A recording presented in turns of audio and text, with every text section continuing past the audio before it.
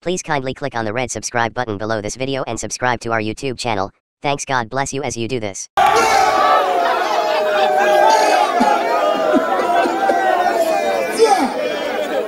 Bí mo ṣe sọ fún yín, ètò yẹn ti lọ. Nígbà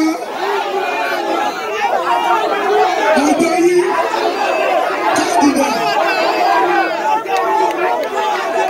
mo káàdì wá. Yes! Bí mi ṣe sọ lọ́wọ́. Nítorí pé mi ò ṣe Sashina Peters ẹ̀ lulu fún mi àbí? Ọmọ ènìyàn yé lọ sọ́rọ̀. Gẹ́gẹ́.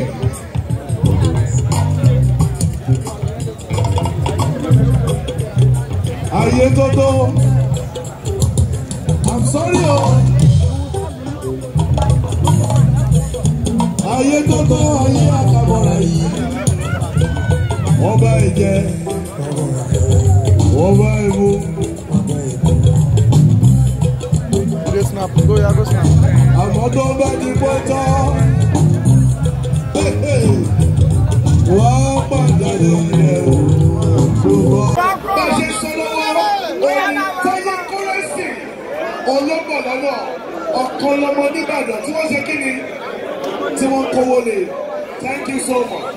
Ẹ jọ̀ọ́ ṣé àwọn onílù ti rẹ́dì? Láì ní mú ọjọ́ solókùn, àwọn onílù òní a fẹ́ pè báyìí. Onílù nìkan òun la fẹ́ pè báyìí. Tí àwọn onílù bá ṣetán, a padà sí àwọn onífújì àti jùjú. Àmọ́ ní báyìí, àwọn onílù nìkan òun ni a fẹ́ pè.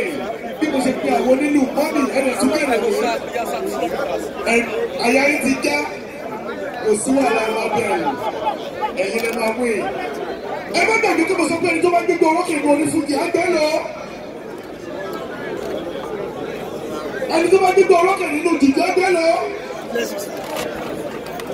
Ẹni tó bá gbégbé orókè nínú àwọn nínú bá.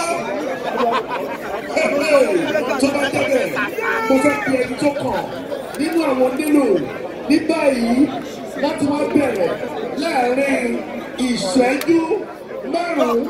Thank you so much for watching our videos. And importantly, you need to subscribe because we drop videos almost every day. And how to subscribe? There's exactly everything. Gua TV. Click on it. You see a subscribe button. Click on the subscribe button. That's all. And if you have a big show coming up, any event, you can call us.